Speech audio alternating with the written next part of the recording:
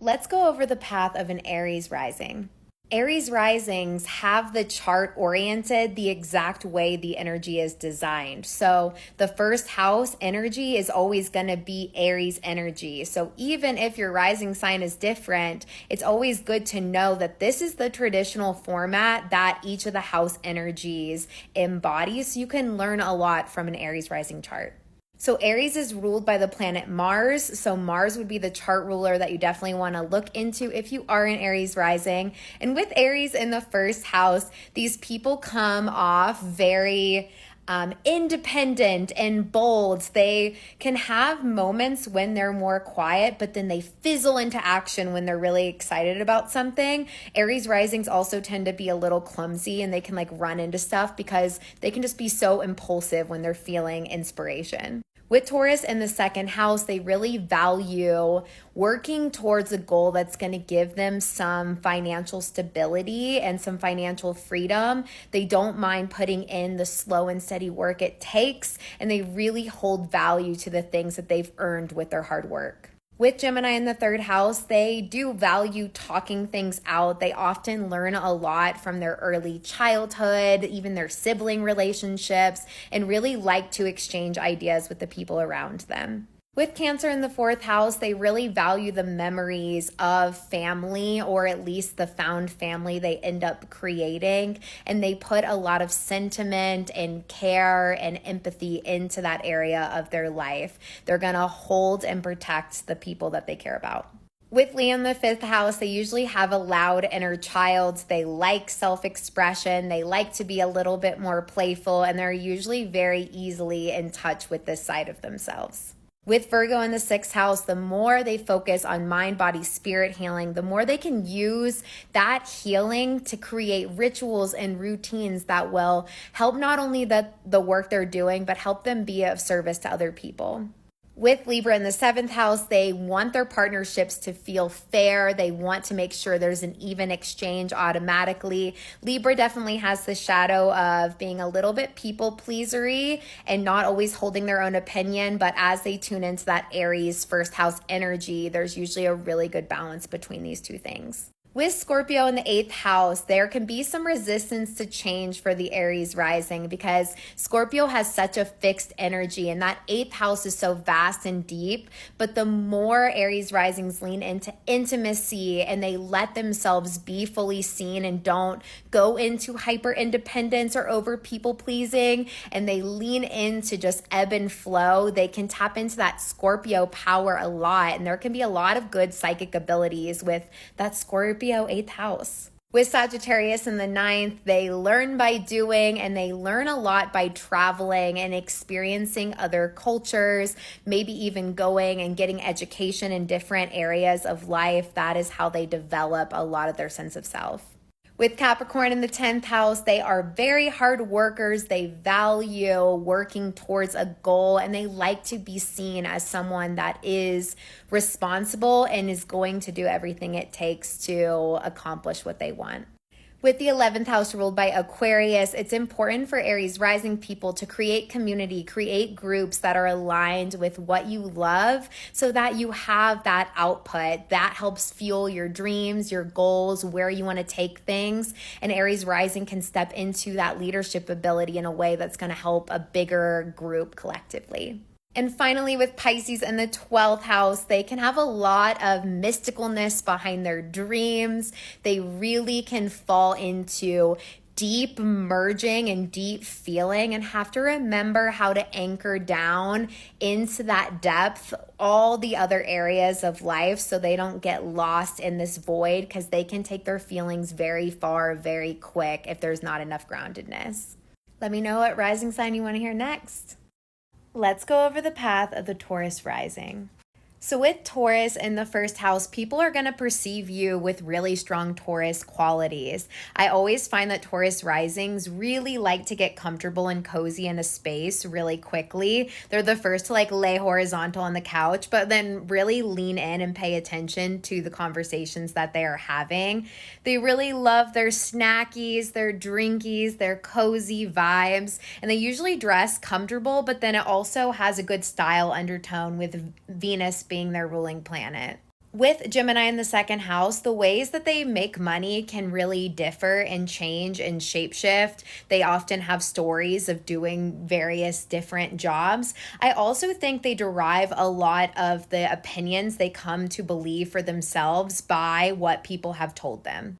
With Cancer in the third house, I do feel like they hold a lot of memory and emphasis for like their early childhood environment. That can be the neighborhood they grew up in, or even the friendships that they had in really early childhood. That will always hold some Cancerian memory and significance. The ways they think and communicate can also be quite changeable with that lunar Cancerian undertone as well. With Leo in the fourth house, some member of your close family probably pulled a lot of energy and attention towards themselves. So it can take some time to find safety in your own creative expression and your own identity, with Leo being in that hidden, kind of tucked away, safe space in the chart. With Virgo in the fifth house, I feel like all of these people have to really learn how to push through perfectionist and inner critic wounds when it comes to self-expression and just creativity in general.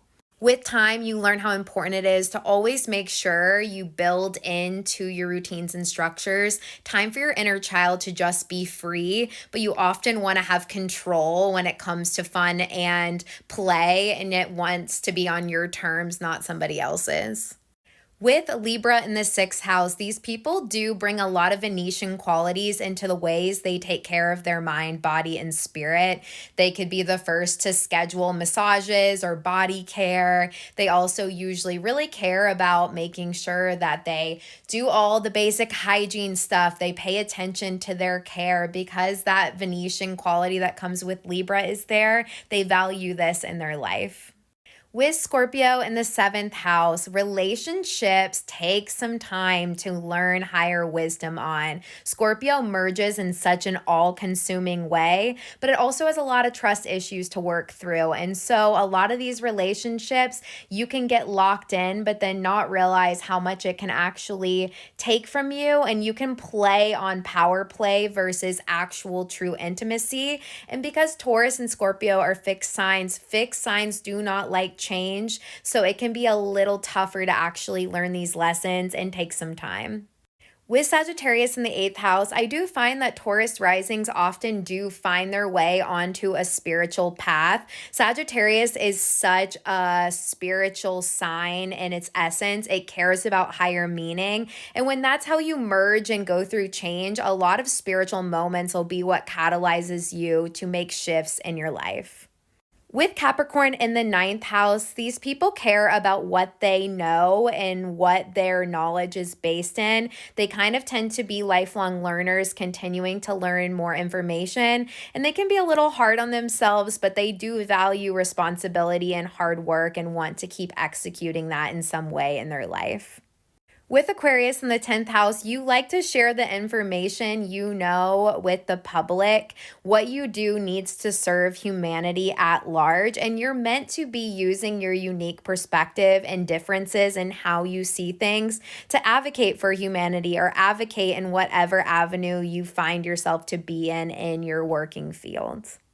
With Pisces in the 11th house, there is definitely boundary lessons to learn with the people you attract, the groups you find yourself connected to, and even the friendship circles you find yourself in. There can be a lot of ebb and flow in this area as you figure out what actually works for you. Pisces can get lost in other people, and it can take time to actually make sure you're attracting people that are good for your soul and also help you in kind of a spiritual and soulful way. You want to make sure you find healthy connections.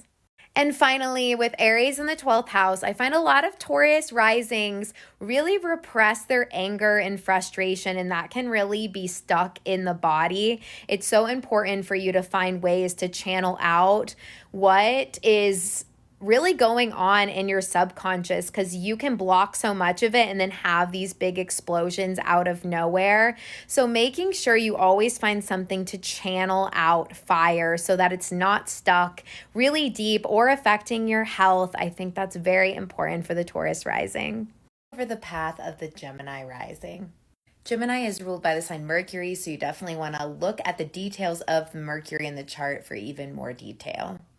Gemini risings come off chatty. I usually see them talking with their hands and being a little more expressive, and they usually communicate through the lens of storytelling.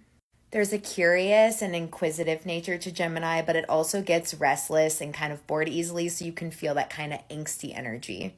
With Cancer in the second house, a lot of the values of the Gemini rising are very focused on family, and there is definitely a lot of reflection in the past and how things went as they move through their life.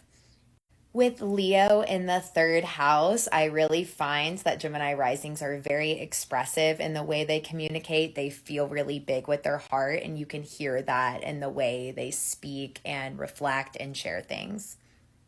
I also think they can hold a lot of pride in their immediate environment, what surrounds them and what they're doing in the here and now.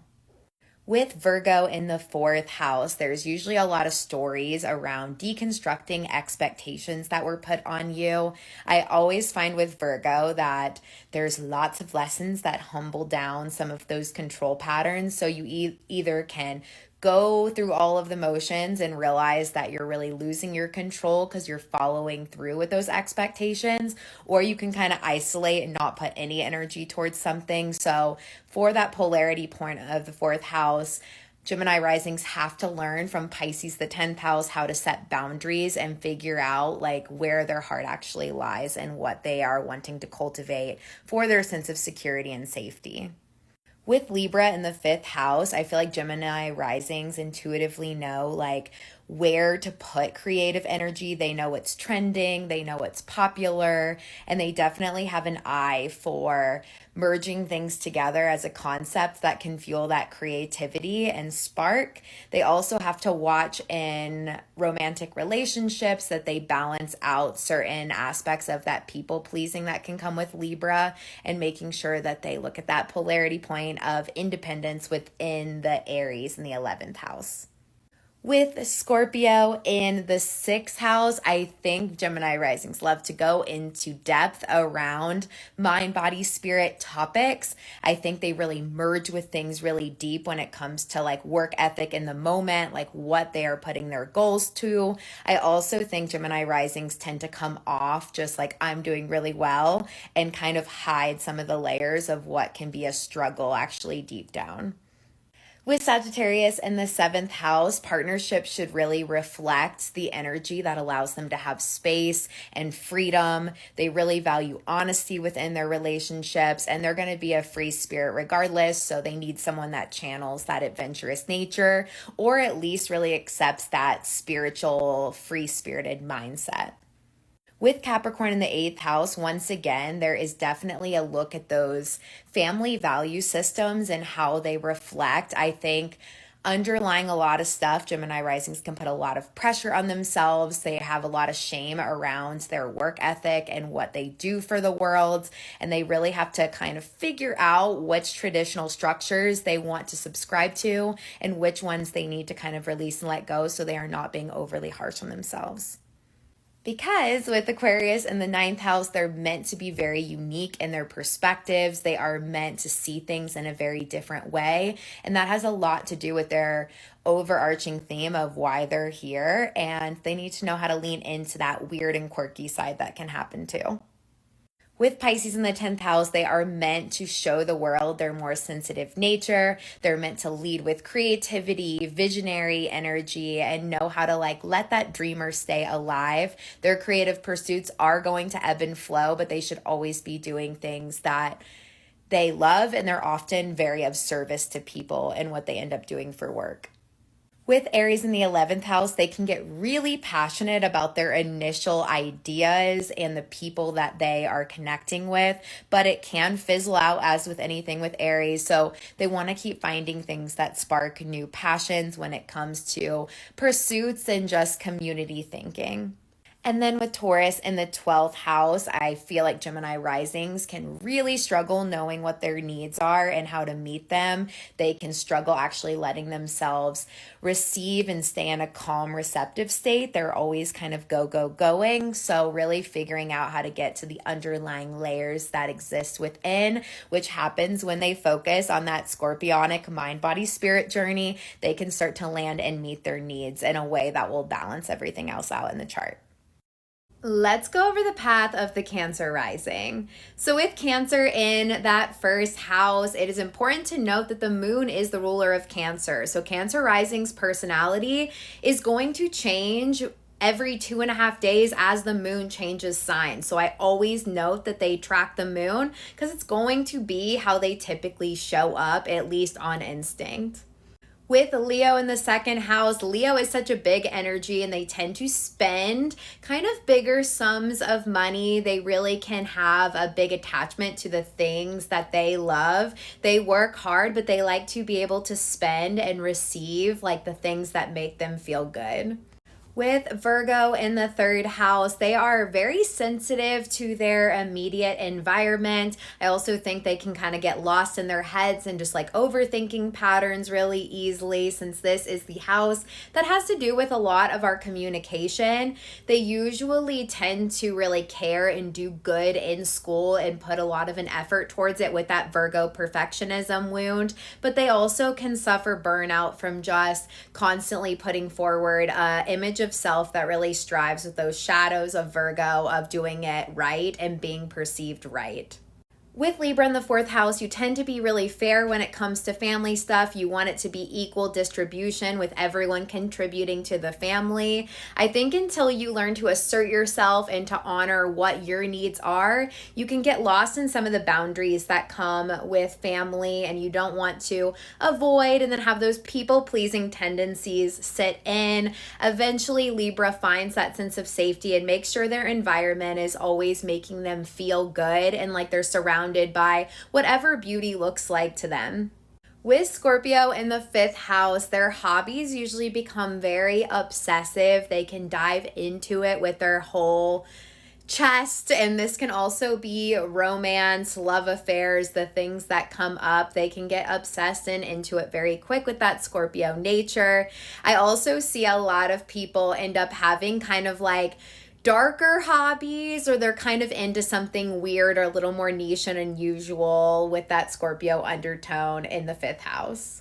With Sagittarius in the sixth house, there can be initially, I think, some resistance towards actually doing the routines and self-care regimens that end up making you feel good. But in time, as you gain wisdom and you learn to kind of trust that the deeper meaning really matters to that stuff, you'll find a way where it works for you. But Sagittarius doesn't like feeling trapped, and that sixth house definitely wants there to be a little bit more consistent of a routine. You also tend to do better in work environments where you have a little bit more of a sense of freedom in what you do and you don't feel trapped. With Capricorn in the seventh house, there can be a tendency to lean into relationship where you're working towards a goal together. You like that someone is a hard worker and tends to value actually building structures out. It can lean a little bit more traditional in how you view relationships, but you want someone to be able to provide and that they cherish what you're also bringing to the table as well.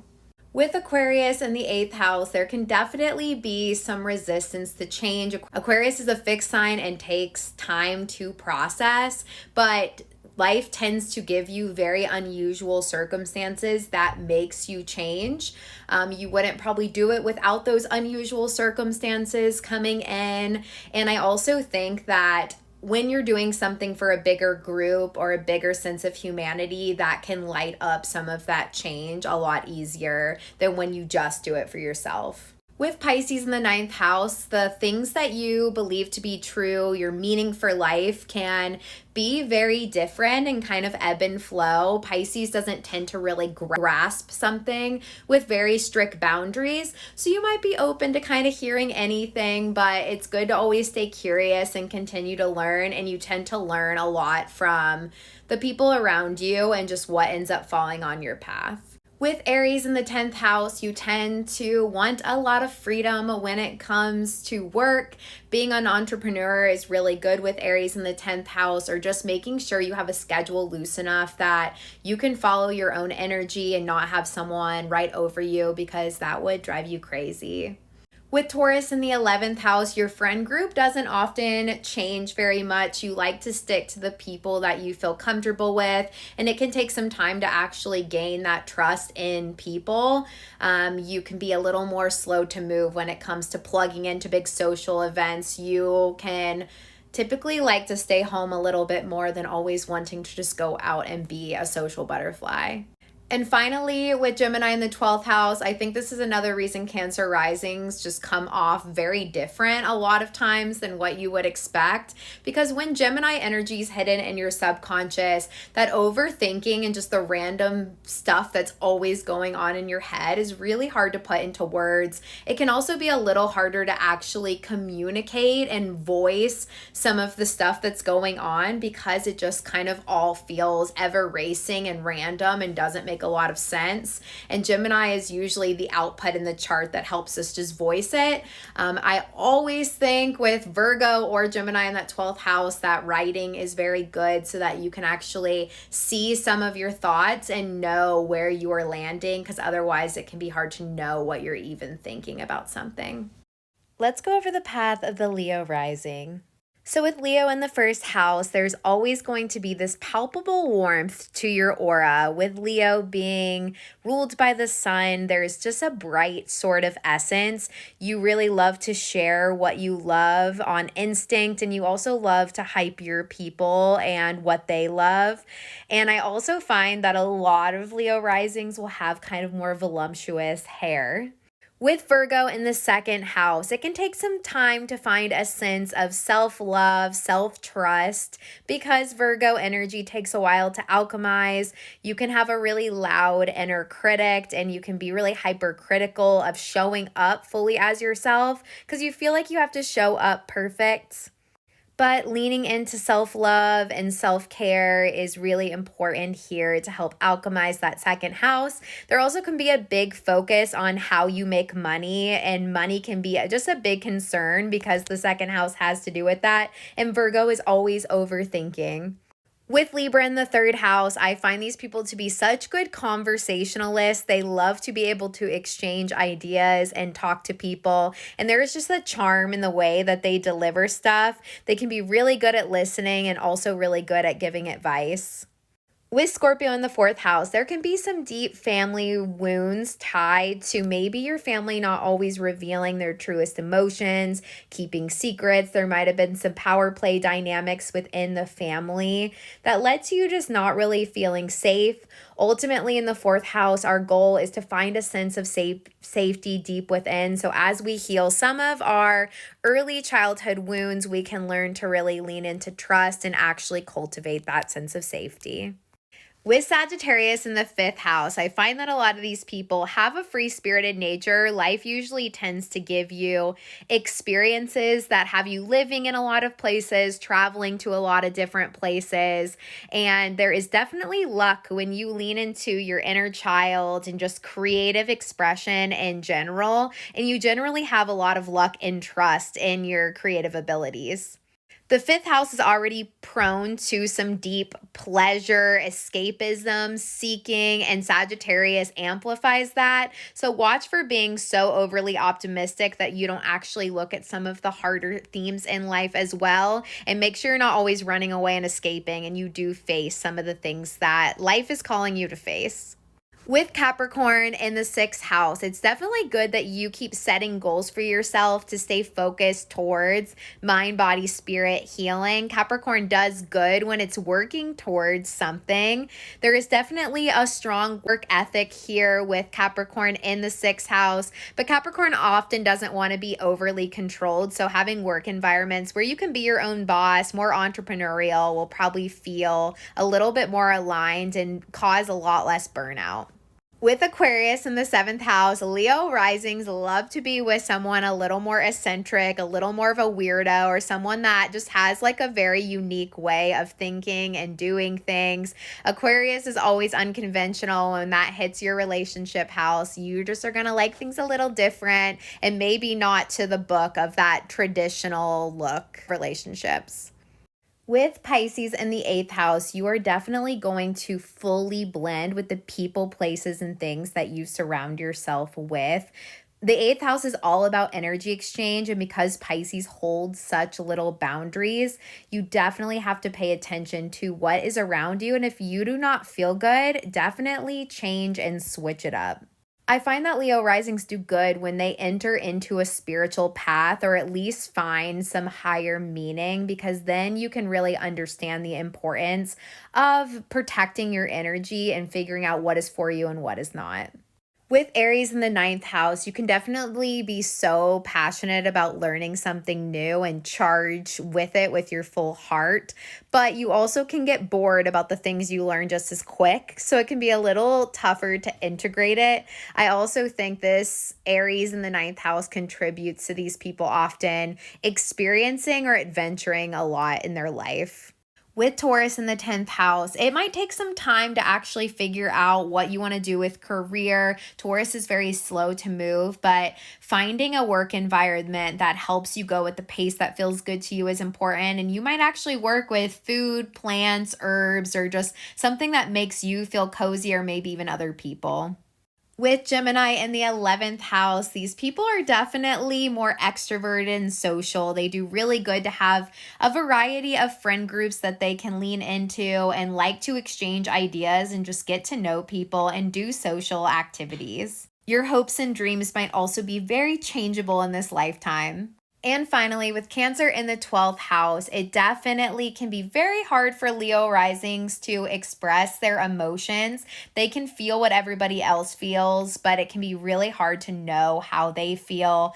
With your 12th house, something's hidden in your subconscious. And when this is your emotions, you definitely need somatic work to actually release energy that comes in with your feelings so it's not stuck in the body. Let's talk about the path of a Virgo rising.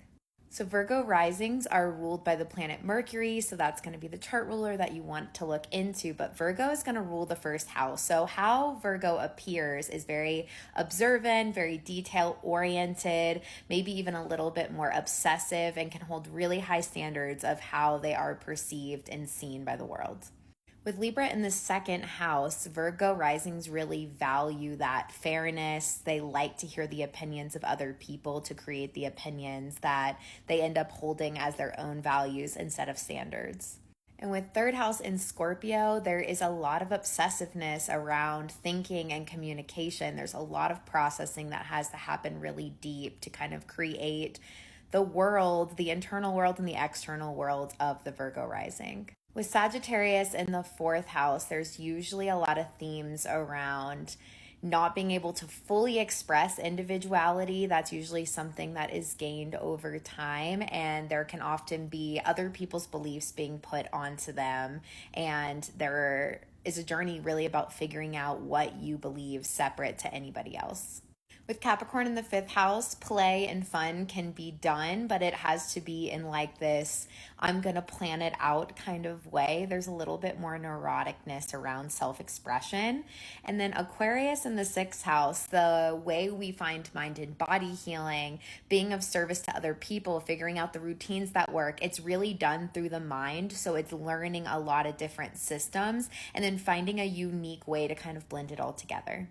Now, as a Virgo rising, I can say that Pisces' seventh house is really a lot of lessons around codependency. It's blending in with your relationships really impulsively and quickly, and then really losing yourself in relationships. So Virgo rising really has to figure out who they are in that first house so that that seventh house is manifesting a better way.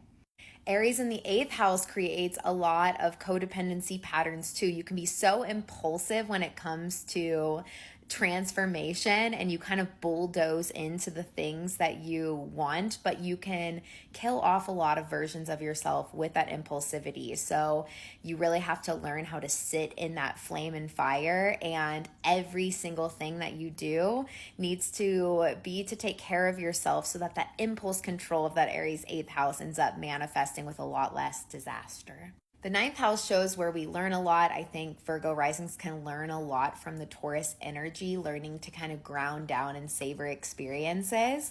Then we got Gemini on the 10th house. So usually work that involves sharing your intellect. It can be really tied to social media themes as well.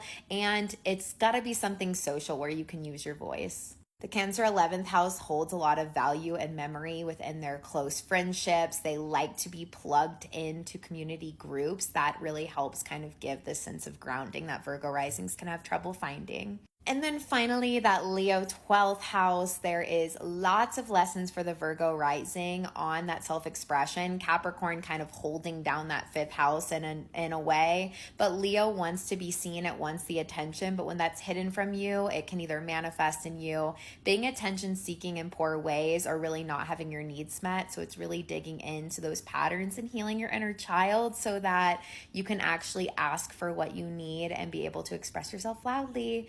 Thanks for listening to the Virgo Rising Path. Let's go over the path for the Libra rising. So Venus rules Libra, so you always want to check where Venus is in the chart because that's going to give some extra context. With Libra in the first house, aesthetic and vibe is read really loud. Libra risings like to be perceived for having a sense of style, really knowing how to put things together so that beauty is really emphasized and that people are perceiving that when they meet them. With Scorpio in the second house, there is a lot of lessons along the life path to learning what you value and really building self-worth. Scorpio is always slow to learn things, but can really take it to a deeper depth. And I think Libra rising slowly learn what to value by having it go the wrong way first and then having to then decide like what energies they want to let go of and which ones they want to invite in. With Sagittarius in the third house, they love learning. They love taking in information. It's really about learning how to take that information and actually teach it and let it out. But definitely Libra risings are always using their mind and really want to always see the big picture and constantly learn and take new information. With Capricorn in the fourth house, you can definitely be really hard on yourself. I've seen a lot of Libra risings end up working for home or being a little bit more entrepreneurial in their endeavors, but you definitely can really stress yourself out and it can be hard to just let yourself relax and create that sense of home, even though you feel a lot of pressure to do it. It's kind of implementing that energy, and the fourth house always takes some kind of time to get there. With Aquarius in the fifth house, there's always this unique sense of creativity. I think there can be a journey on owning that unique and kind of different energy you bring to the table and realizing that you can turn that into creative endeavors in a really cool way. With Pisces in the sixth house, health is hard to get a grip on. Routine is really hard to get a grip on for Libra risings. It can be tough to show up and make yourself clean. It can be tough to show up and actually take care of your body, but you are very intuitive. You need those self-care practices more than ever. And it's really about creating boundaries and non-negotiables, which Pisces really struggles with, but it's definitely an important part of the path. And I think when Libra risings go on a spiritual journey, that ends up really making a huge difference in that area of their life. So with Aries in the seventh house, the Libra rising chart's actually flipped backwards because the first house actually gives Aries energy. So partnerships for the Libra rising, they like to have independence. They like to be able to do their own thing. But Libra also really cares in that first house about having collaboration and bouncing ideas off their partner. So they really have to learn kind of to balance that self and other in a way where they still feel taken care of. With Taurus in the 8th house, Libra risings are very slow to implement change. Taurus doesn't like to budge, and that 8th house has a really rapid ability to transform your life. And with it being Taurus, you fight change, you fight really hard on actually merging and letting things shift and letting go and flowing. So there's a lot of lessons that are going to push that energy forward in this life. With Gemini in the 9th house, once again, similar to the 3rd, communication becomes very important for the Libra rising, but so does learning and going on adventures. The more you let yourself travel and just aimlessly lean into stuff, you're going to learn a ton, and you're going to be able to integrate all that information to broaden how you perceive reality, and it can really help with that expansion and growth that can be blocked.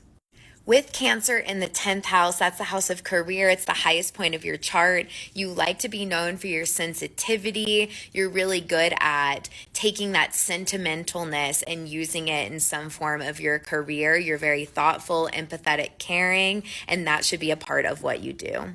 With Leo in the 11th house, you are definitely a social person. Your friendships end up really mattering too. You are bold and very heart attached to the people that you put into your circle, and you're always thinking of what you want to do with your future, your big dreams, and it has that Leo spice and energy to it.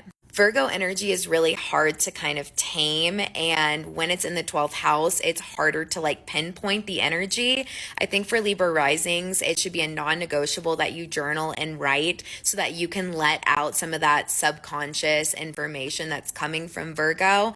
And you always want to look to the 6th house, which is Pisces, to help balance the 12th, and that's building boundaries around health and routine so that your subconscious isn't spiraling on the 12th house end. Thank you for hearing the path and journey of the Libra rising. Let's go over the path of a Scorpio rising. So you want to look at both Pluto and Mars for Scorpio rising as some of the ruling planets and see where they're at, because that can help to color even more detail in the journey. I would say Scorpio risings have one of the bumpiest life paths because Scorpio can't just learn through a textbook. It has to learn by doing things. So there's typically a lot of roller coaster of experiences to teach you how to access full connection to all the deep emotions you have.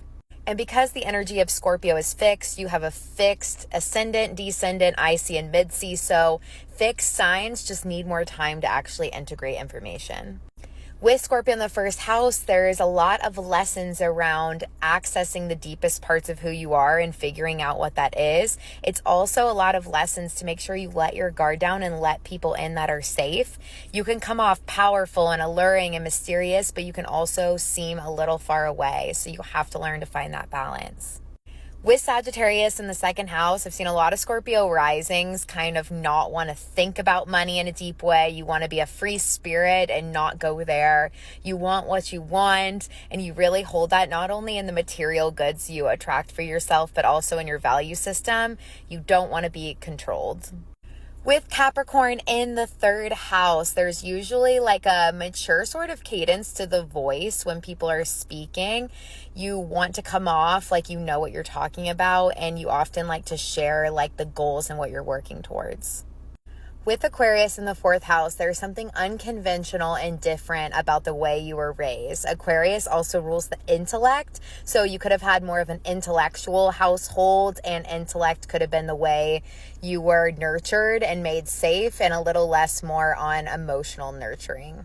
With Pisces in the 5th house, you can be so creative, but it can be a little unboundaried. So you can have a ton of hobbies, but it can be hard to actually put momentum into them. So you really want to kind of create structure systems around your creativity because you can channel it so beautifully. With Aries in the 6th house, you can be very independent in the way that you take care of yourself. I think Aries is really good at initiating stuff that can kind of fizzle out. So you want to make sure you watch that, because the 6th house is the house of mind, body, spirit, care. You can be independent in your work life, and you need a little bit more freedom around your job because that can also feel stifling. And you want to find ways to keep the momentum going so that you can output and take care of yourself. With Taurus in the 7th house, relationships are where you feel very comfortable when you lean into it, but you can go through a lot of lessons because Taurus doesn't like change. So once you're in a relationship, you can stay in it even when it's no longer serving you. With Gemini in the 8th house, Scorpio risings have the most obsessive mind. Every single tab that you look into, you take really far. You can really spiral yourself with overthinking. So you have to have just good output channeling for all of that Gemini energy, because otherwise you can be doom scrolling and researching for way too long. With Cancer in the 9th house, you often have a lot of belief systems that are tied into what your family has believed, and it can take some time to kind of weave between that and find what serves you. You can be very sentimental about the adventures and experiences that your life ends up building up as you go. With Leo in the 10th house, you are meant to shine a light, which is so ironic because Scorpio tends to hide that. But at the very top is Leo. So figuring out what really lights you up and learning to be brave and not worried about making mistakes or being overly perceived. With Virgo in the 11th, I found that Scorpio risings do really good with accountability buddies. You can launch yourself into action when it's for other people. When you're helping someone else, that can help you go after your dreams and goals a lot more. You can get a little bit nervous and overthinking when it's not for the greater good. And finally, with Libra in the 12th house, it can be a little hidden how much you can fall into people pleasing accidentally. So you really have to know how to stand up and use your voice and not just go with the flow because you're scared to be assertive and speak your mind. So you really want to channel those other houses to find that deeper strength. Let's go over the path of a Sagittarius rising. Sagittarius is ruled by the planet Jupiter, so you always want to look when you're a Sagittarius rising where Jupiter is, because that will give you even more context. With Sagittarius in the 1st house, there is a need to kind of be a free spirit, not be confined, and make sure no one is trying to box you into anything. Sagittarius is a fire sign, so there's always this blunt honesty with Sagittarius, and they're usually presenting a little bit more loud and vibrant. With Capricorn in the 2nd house, there is usually a need to kind of be responsible, work hard, but it has that cardinal energy of launching at something. It can be troublesome to actually stick with it, but there is always this underlying drive to go after different entrepreneurial pursuits or things that are just going to attract and help bring you money. With Aquarius in the 3rd house, there is a unique way of thinking and processing and speaking. There can be wounds around that from your earlier part of life, but as you own your sense of individuality, you come to find that your immediate environment really values that sense of individuality and uniqueness that you bring. With Pisces in the 4th house, there's often really poor boundaries around family. So you really have to learn to develop this balance between self and your family members. You can get a little hazy, cloudy, and romanticize actual issues that can exist within the family unit. So defining home and figuring out what that looks like in a safe and healthy way for you is very important. With Aries in the 5th house, there is this passion for creative pursuits. You have this loud inner child that exists within you. But with Aries energy, it's always a little impulsive, and it also has that starting energy, but can struggle with follow through. So you want to find ways to continue to channel. So trying lots of different hobbies and things that will just help release that inner fire. With Taurus in the 6th house, it's really important for you to find a routine and a way to take care of mind, body, and spirit. Taurus energy always needs to do it in this very full sensory way, but Taurus is also very slow to make change. So actually implementing day-to-day routine and structure can be really hard, but you're meant to find some beauty in the mundane task and figure out the best way to integrate all of that into your routine. With Gemini in the 7th house, you fall in love with people because of the way they think. You love to have people around you that inspire deep intellectual thinking, thought-provoking conversations, and that is really going to matter to you in your love life. With Cancer in the 8th house, I find that Sagittarius risings are very sentimental when it comes to reflecting on the past. You merge with things in a way that holds that Cancerian memory and blueprint, and you also really value the stuff your ancestors went through, your family went through, and that really matters in the day to day. And you carry that with you in the way you move through things and transform your life. With Leo in the 9th house, Sagittarius risings are very proud of what they know. They love to be able to lead and share all the different knowledge that they've learned along their journey, which is usually a very colorful journey. And you're meant to shine that out. What you know and what you learn really matters, and people are going to look to you to hear all of that like wise information.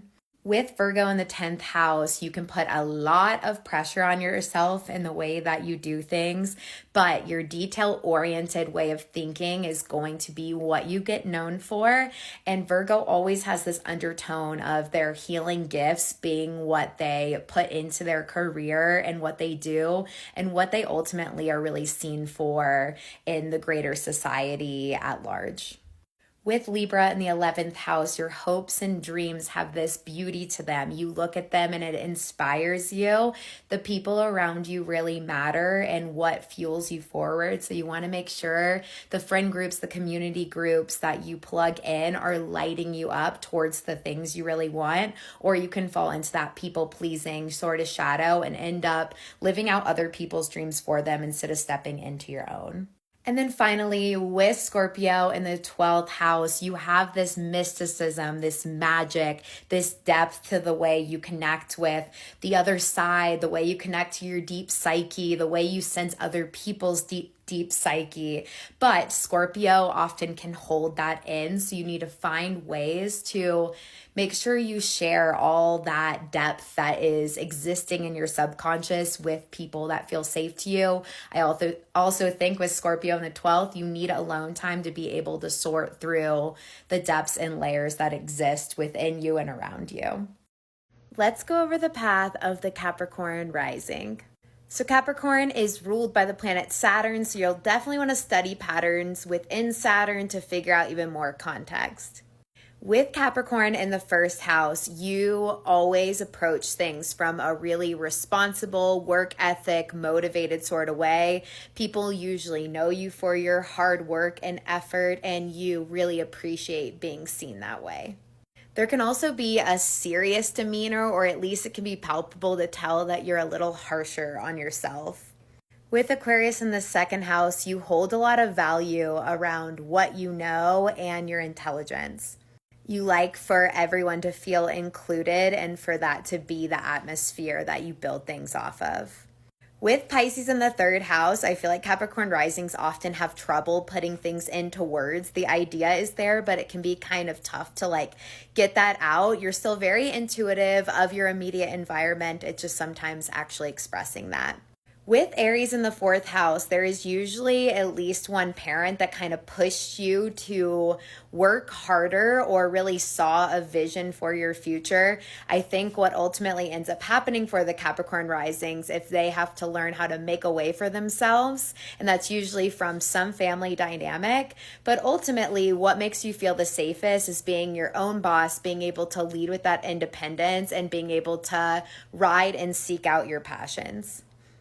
With Taurus in the fifth house, I feel like a lot of your creativity comes from something that you can also plug into a way of making money.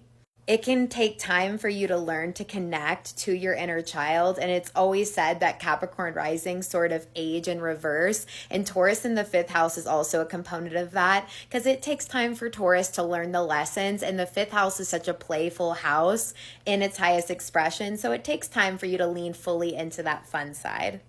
With Gemini in the sixth house is the house of health, mind, body, spirit routines. And Capricorn risings, although they have the work ethic, taking care of themselves, building a routine that's a little bit more balanced takes a lot of time because it's very scatterbrained with that Gemini energy. Social plugins for that is usually very helpful. And I also think Capricorn risings can drive themselves crazy in a mental health way by overthinking everything. With Cancer in the seventh house, being in relationships and partnerships makes you feel very good. You have an ideal about building that family with the perfect person. With Cancer, there's a lot of tie-in to emotions in this area of life. You feel emotionally so much more nurtured and taken care of when you're in a relationship. It's just balancing the emotional undertones and needs of Cancer with overworking and just being harsh on yourself in the first house. So balancing that self and other is going to be kind of balancing work and home life. With Leo in the eighth house, I see often that there is a wound of pride. You get a big challenge in actually owning your confidence and accepting like all of the work you've done. So I think there can be some shame patterns tied in with that. Also, one of the biggest things that results in transformation and you moving ahead is when you need to be brave for somebody else. You can have that heartfelt connection that comes with Leo be what ends up driving you into new territories. With Virgo in the ninth house, I also think it takes some time to sift through all the details of what ends up being your belief system. I think this is why like shedding from some of the family stuff can be challenging, finding the balance in partnerships to where it ends up landing better. And this is because Virgo really has to experience and refine to come up with more conclusions. You like to know all the details of stuff and you like to really think analytically before making your mind up on what you actually think and believe. With Libra in the 10th house, a lot of your career and the things you end up being known for have to do with the arts in some way. It could be beauty, it could be music, some form of creativity is what you like to lead with. And usually that's how you attract some of your closer colleagues, people you end up working for or including on your team. And yeah, that side is just very loud for you. With Scorpio in the 11th, I feel like Capricorn risings can ebb and flow with their friendships as they start to evolve and shift things and grow. Scorpio leans into connections in a really deep way. You like people that will have those deep, thought-provoking conversations. Scorpio also gets really attached and it can be tough to actually let something go. You can really ruminate on connections that didn't work out the way you thought it would, but ultimately finding your people is going to be the people that make you feel safe and will continue to help you dig into deeper layers of yourself. And finally, with Sagittarius in the 12th house, that free-spirited, easygoing energy of Sagittarius is kind of hidden from you in that 12th house. This is another reason you can be very hard on yourself as a Capricorn rising.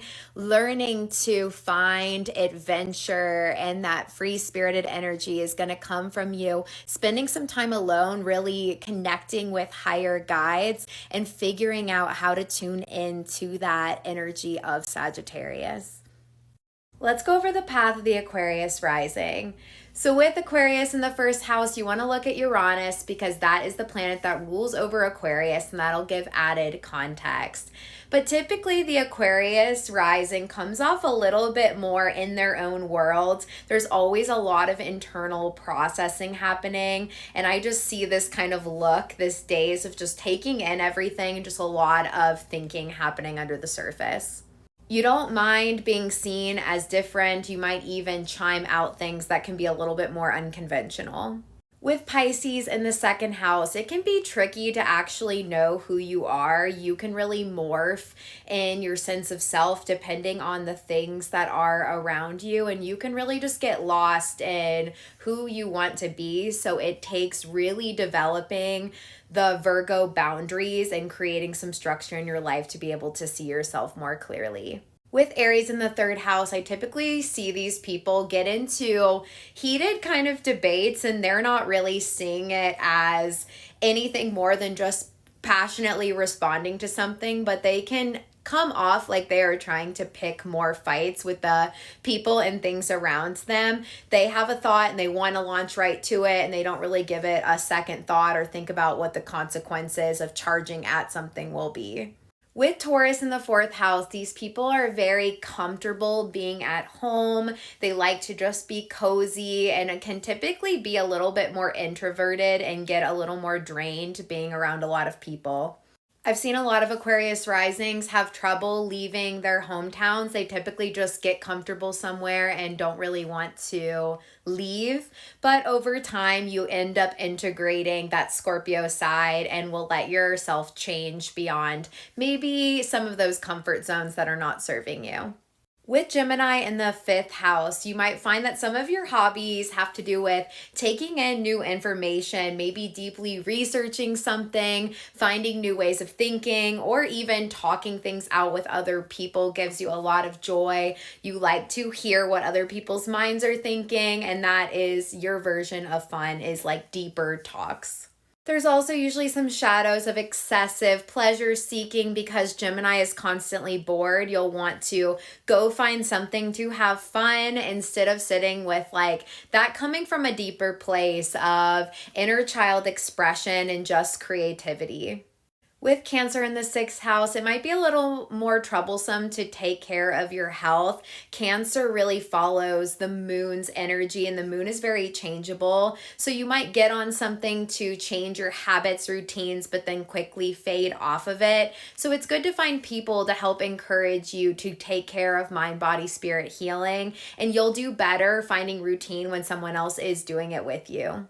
With Leo in the seventh house, you're going to be attracted to a partner that has a bigger personality. You like someone that's creative and expressive and helps to kind of balance out that Aquarius sister sign with you. And you guys can just do kind of cool, unconventional things together. Leo is very loyal, so when you find the right people, it's really hard for you to give them up. You can be a very loyal partner, but you also want to make sure that it's bringing out the best of your sense of self. With Virgo in the eighth house, there is definitely super obsessive thinking with the Aquarius rising. There's a lot in the path that already says that, but the Virgo in the eighth house is just constantly going to be deeply thinking through everything, rabbit holing themselves into different topics. But it's important with Virgo, once that alchemy is there and you let go of some of that inner critic that can block you from making changes in your life, there can be a really big psychic intuitive channel with Virgo in that eighth house where you can really learn to listen to your body and your gut feelings and really know which direction you need to go with the choices you make in life. With Libra in the ninth house, you're going to enjoy traveling to beautiful places, experiencing the culture of things and taking it in. You might like to have nice food when you go to travel or just nice luxury type experiences. Libra loves beauty and fairness and all things Venetian, and that really manifests in the adventures you choose to take, but it also is really important to you to keep letting yourself learn and taking in new information. A lot of what you learn comes from other people or partnerships. With Scorpio in the 10th house, your career and what you leave your legacy in might go through some radical transformation over time. Work environments where you get to lean into that obsessive part of your brain will feel really good. So any type of research or detailed work is going to feel nice because you really like to put everything into what you do. But Scorpio is always an area where we go through some changes within this life path. With Sagittarius in the 11th house, you're going to crave friendships that let you have your own independence. You like to go do things on your own. You crave that sense of freedom. And so the people that feel most aligned to you are those free-spirited people or people that don't demand your constant attention. And with Capricorn in the 12th house, Capricorn energy helps us move forward, set goals, and to catalyze ourselves into change. So with Capricorn hidden, it might be a little harder to know what goals you even want to work towards in this life. There's also a big, strong inner critic energy that can come with Capricorn that has to be worked through. So getting to know your subconscious, figuring out what it is you actually want is something that's going to take deeper meditative work to get to the bottom to figure out what actually lights you up and what you want your life to look like. Let's go over the path of the Pisces rising. So you'll want to look to Neptune for some more context because Neptune is the ruler of Pisces. It can be tricky having this sign in the first house because Pisces has a really hard time holding form and can struggle with any sort of boundaries. Having that in the house of self, how we present, can make your sense of self a little bit foggy. There could be a tendency to sort of escape or even just shape shift around the people around you. But as you implement Virgo, boundaries and relationships, you can hopefully develop a stronger sense of self. And then Pisces can be this really beautiful spiritual channel and its higher expression. With Pisces rising tending to give a lot to other people, it's also ironic because they have Aries in the second house, which can lead to this hyper independence of like, I can take care of me. So it can be a little tricky to actually receive because there is such a strong willpower to do things for yourself in that second house. With Taurus in the third house, Pisces risings need extra time for processing and to actually make sure they're saying what they want to say. Taurus is really mindful and thoughtful about how it expresses itself and wants to be comfortable. So the increased processing time can make your words actually match what you're thinking up top in your head. With Gemini in the fourth house, this can present a few different ways. You might actually have a lot of changeability around what home looks like to you. I also have seen a lot of Pisces rising spend more time on the phone with family. That Gemini sort of chatting social energy will be manifested into those family connections. And a lot of what you learn can come from family. With Cancer in the fifth house, there is still that family undertone to some of the things you like to do for fun. Some of your hobbies might be things you learned within the family. Doing things within the family can also be your form of fun or what you do. It's also deeply important to do some emotional processing for your inner child and making sure that they feel safe and they always get some room to come out and play. With Leo in the sixth house, you might bring some creativity into your work environment. You're usually really proud to be a bit more independent in the workplace and like to do things the way you like to do it. Don't always do good with a lot of control over you. There's also themes of mind, body, spirit in that sixth house. So you'll be very glad to share what has worked for you in those categories. You also might be a lot more open to talking about the physical, mental, and spiritual health stuff that you end up finding yourself a part of or in. With Virgo in the seventh house, it is so important that you don't fall into codependency patterns. Virgo and Pisces is an axis where we always have to watch for like over blending with people. And with Virgo in the seventh house, you can project outside of yourself and really pay attention to the close relationships you have instead of doing that internal work to figure out your own boundaries. So it's important that you figure out what people make you feel and who you actually want to keep close by. With Libra in the eighth house, you really want energy exchange to always feel equal. You also can have this entitlement that when you give energy, it should be given back to you. The eighth house is always where we have to go through a lot of transformation and rebirth. And with that Libra fairness, be this sort of resistance to change and actually letting yourself close chapters. So you want to also make sure that you're paying attention to where your energy actually is, not always trying to find this just reciprocal approach. The eighth house, we have to really lose versions of ourselves. And Libra can sometimes look at what's positive and what's fair and not really what their needs are. With Scorpio in the ninth house, these people have very strong researching abilities. They love to dig in. They love to keep learning new subject matters. And the belief systems they hold are going to run really deep. With Sagittarius in the 10th house, just like Leo in the 6th, there's going to be this fiery need to have some independence when it comes to the workplace. You'll do good to have a job that allows you to travel a little bit more, at least switch up your environment a little bit more.